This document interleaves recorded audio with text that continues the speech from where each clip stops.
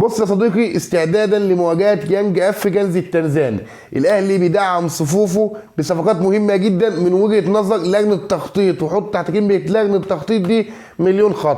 حلقه النهارده جايب لك كل التفاصيل اللي انت عاوز تعرفها، سواء عن صفقات الاهلي اللي خلصت او اللي الرتوش الاخيره فيها، وعن استعدادات الزمالك برضه للمصري. في حلقه النهارده حلقه مهمه جدا، استاذنك من فضلك انك تعمل لايك واشتراك وتفعل زر الجرس عشان يوصلك كل جديد. وتعالى نبدا خبر النهارده او اخبار النهارده، ونبدا من النادي الاهلي. بص يا سيدي، استعدادا لمواجهه يانج افريكانز، الاهلي بيدعم صفوفه في يناير بصفقات مهمه جدا من وجهه نظر لجنه التخطيط. تعال نتكلم، واول صفقه عندنا هنتكلم فيها، وسيب حته احمد عيد لتاني خبر اللي كنت عايز ابدا بيه، لكن في الناس هتزعل، خليها تاني خبر. تعال نتكلم الاهلي ونادي سيراميكا كليوباترا اللي العلاقه بينهم ما عادتش مفهومه. بمعنى ايه؟ زي ما يكون الاهلي حاطط سيراميكا كليوباترا استبن، ما تفهمش في ايه. اي لاعب مش عاوزه، عايز اسربه على سيراميكا، اوديه على سيراميكا عشان لو تالق اعرف اجيبه تاني. قصه اللعيبه عامله زي القطر اللي انت تقطع له تذكره رايح جاي، ما فهمش الا كده. لاعب او فريق انت حاطه احتياطي عاوز اوديه لاعب مستغني عنه، خده. طب تالق هاته. طب لاعب رايح فريق تاني زي احمد رمضان بكر لما كان مخلص مع نادي الزمالك، وانت النهارده جبته عندك، وفي الاخر ممكن توديه سيراميكا كليوباترا تاني. قصه حمضانه زهقنا منها، وفي الاخر الاهلي يحكم باحكامه. ليه؟ لان هي علاقات كويسه مشيها، مصالح مشيها، زي ما انت عاوز قول، لكن عاوز رايك في الصفقه دي بالذات. مروان عثمان اعلن نادي سيراميكا كليوباترا رسميا قبل النادي الاهلي رحيل مهاجمه مروان عثمان اوتاكا للنادي الاهلي معارض لمده 6 شهور.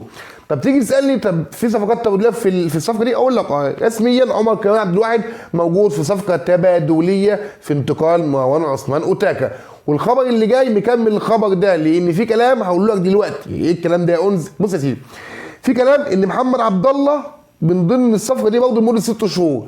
فلو تيجي تسالني هل مروان عثمان لعيب كويس؟ لعيب كويس، واعد.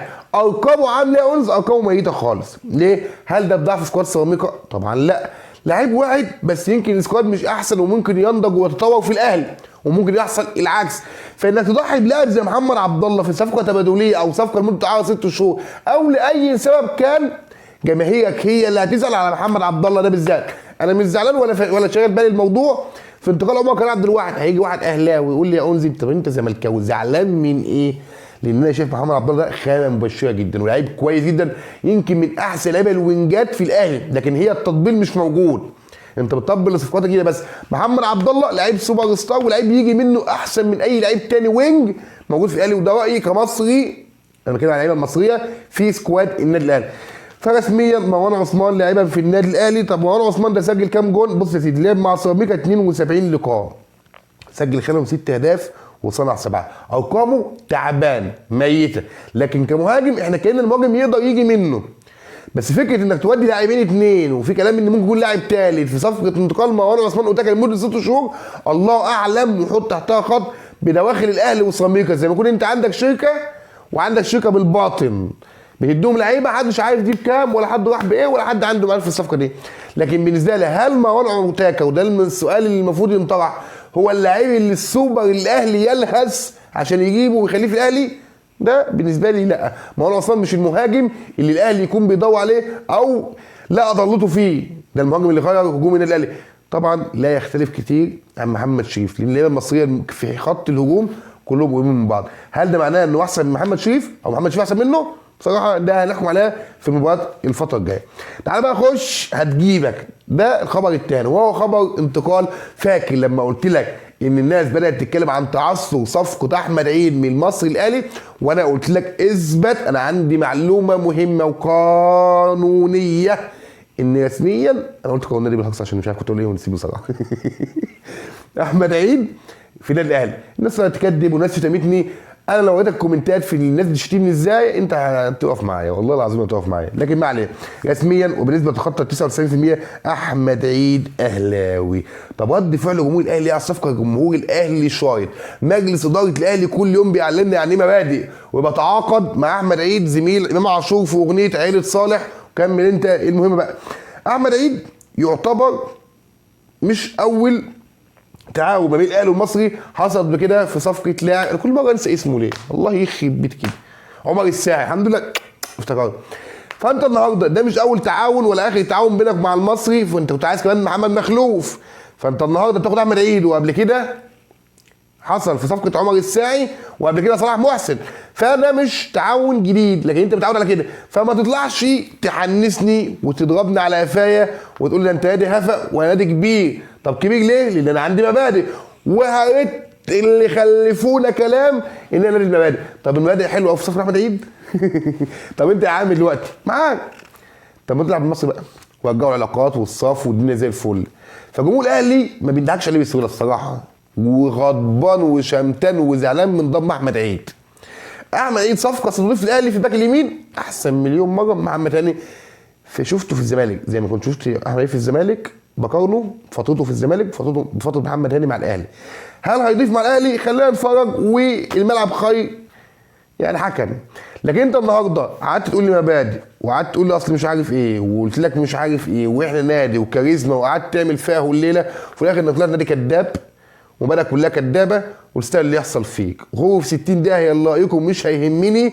لان انت النهارده هتطلع تقول لي اصل لجنه التخطيط والمبادئ ومش عارف ايه اجتمعوا ان احنا عايزين كنا في الاهلي. جماهير الاهلي ما بنضحكش عليها، وجماهير الاهلي رافضه الصفقه دي، ماليش دعوه بتفاصيل اكتر من كده، لان الصفقه دي عليها يعني موضوع بيسموه ايه؟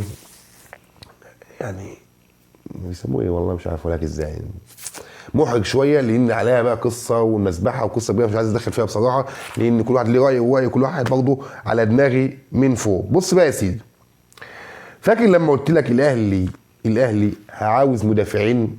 فاكر لما قلت لك الاهلي هيموت على الجزار؟ وكانت المعلومه اللي عندي انا مش عارف سمعتها غلط ولا يعني وصل المعلومه كانت خطا وقتها.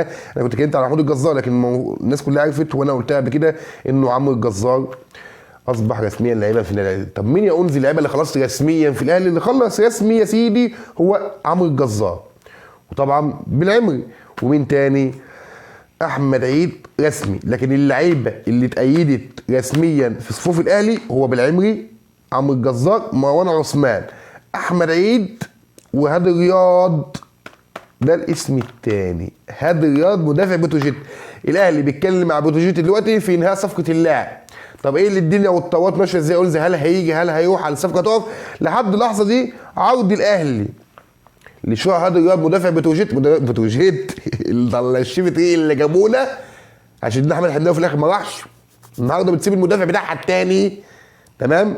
اللي بعد كده يعني اللاعب بتاعها الثاني لما مش احمد الاهلي برضه في يناير، النهارده بتمشي هادي رياض او معروض عليها من الاهلي 25 مليون جنيه عقدته على كبوته كاش للتعاقد مع هادي رياض.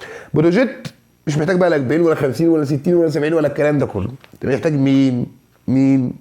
محتاج 30 مليون جنيه من الاهلي بالاضافه ل 5 مليون جنيه امتيازات. طب الصفقه فين؟ الصفقه في طريقها للنادي الاهلي. بتروجيت طبعا علاقه كويسه. فاكر لما قلت لك اصل من الاهلي زعلان على حامد حمدان والدنيا تقف مع بتروجيت؟ هتقول لي انت كذاب، قول اللي انت عاوز تقوله. لكن في بعض الانديه بتطبل للاهلي من ضمنهم هذا النادي الثاني بتروجيت. فبتروجيت الصفقه لحد النهارده ساريه ومفاوضات شغاله بنسبه تتخطى 80%. هادي رياض مدافع للنادي الاهلي في يناير. خلينا نتفرج ونشوف الايام الجايه دي هتحسم الصفقه ولا لا، لكن الصفقه ماشيه. بص يا سيدي بقى، اليو ديانج الحمد لله من اوائل الناس اللي طلعت كانت ان اليو ديانج فيه مشاكل في التجديد، وقلت لك ان اليو ديانج عاوز رقم كبير جدا يتخطى ال 2 مليون دولار. اخر عرض الاهلي لتجديد عقد اليو ديانج كان 1,700,000. طب اللاعب اصلا ومعلومه موثقه مش عاوز يجدد، قلت لك من زمان، الحمد لله موثقه بالفيديوهات. حلو. النهارده في كلام ان في نادي فالنسيا الاسباني، انا مش عارف صحه معلومه بصراحه، لكن انا عارف ان اليو ديانج عنده اكتر من عرض. النهارده في كلام انتشر ان فالنسيا الاسباني مهتم بالتعاقد مع اليو ديانج. هل الخبر ده صح وفالنسيا فعلا عايز اليو ديانج؟ اشك. خلينا نشوف، الايام مش بعيده يعني، او الزمن كفيل يورينا الحقيقه. لكن بنسبه كبيره اليو ديانج خارج النادي الاهلي. خلي بالك خلاص النهارده يعتبر 20 يناير، فاضل 10 ايام على نهايه القيد. هتقول لي يا استاذ الزمالك في حاجه؟ اقول لك الزمالك ده صفقات، انا جاي لك النهارده حلقه الصفقات للزمالك. بص يا سيدي، اول خبر بقى اللي على الصفقات احمد حمدي كان في مشكله مع احمد عبد الرؤوف، وكان ما بينزلش تدريبات وفي مشاكل بسبب قصه تجديد. فيطلع لك ناس يقول لك احمد حمدي رجع التدريبات والموضوع خلص واحمد حمدي هيجدد. الموضوع لسه لحد دلوقتي كبير وصعب، لان في مشاكل كمان ما بين احمد حمدي وما بين جون ادوارد. في بعض الناس تدخلوا، وفي كلام ان احمد حمدي رجع التدريبات، لكن فعلا في مشكله ما بين جون ادوارد وبين احمد حمدي على التجديد، وكان طرف فيه احمد عبد الرؤوف عشان نكون صراحه. الموضوع بدا ليه بوادر للحل، لكن خلينا نشوف هل احمد حمدي هيجدد، وده لاعب احنا انظلمنا بفتره اصابته، وان المشاكل اللي حصلت منعتنا من ظهور احمد حمدي مع الزمالك. احمد حمدي لعيب كبير جدا وهيضيف لك جديد لو لعب كمان كاضافه في مركز 10 مع ادم كايل، لان ادم كايل في مركز 10 بان اكتر ما كان بيلعب وينج. خلي بالك الزمالك برضه مع نقص الصفقات، مع المشاكل الماديه، مع كل ده لو عنده مدير فني اجنبي هيكسر الدنيا. معتمد جمال زي احمد عبد الرؤوف زي اي مدير فني مصري ما يفقهش شيء عن تطوير اللعيبه، عن تطوير اللعيبه، مش عن الكوره، عن تطوير اللعيبه. الزمالك قبل لقاء المصري بيدي مستحقات للاعيبته، جزء من المستحقات عشان تبقى عندهم دفعه معنويه للفوز بمباراه المصري. لو كسبت المصري يبقى انت حاطط رجل في الدور الجاي. صفقات الزمالك اللي انت مستني اقولها لك، بص يا سيدي، رسميا غلق باب القيد، والزمالك يا عم ده في 10 ايام يا ونس، انا بقول لك ازاي مش هيفتح القيد. الموضوع صعب صعب صعب لحد اللحظه دي. 99% 1% دي للظروف، انا مش عايز اقول 100% وتسال ربنا طبعا. 99% الزمالك لن يفك القيد، متاكد من فتره بعيده ويرجع للفيديوهات. طب مين الصفقات يا سيدي؟ بص، الزمالك هيدفع ببعض اللعيبه الشباب زي السيد اسامه، وائل اسامه، انس وائل، يوسف وائل، محمد حمدي والخضري. دي لعيبه هتنضاف لسكواد الزمالك لتدعيم، لان الزمالك عنده نواقص قبل لقاء المصري. خلي بالك في ال10 ايام الاخيره ديت هيظهر اخبار كتيره، لكن خلينا نستنى ونشوف ايه اللي هيحصل. لو جات لي معلومه بكره الصبح اصلي الفجر واطلع اقول لك المعلومه الجديده. فعشان يبقى عندك كل جديد هنا يقال كل جديد، فعشان خاطري معلش يعني والله كنت اشتاق فعلا زي قال عشان يوصل لكم جديد. وان شاء الله لو كلامي ما عجبكش ممكن ترد عليا وكلامك فوق دماغي ويحترم، وباذن الله اشوف حلقه جديده والسلام.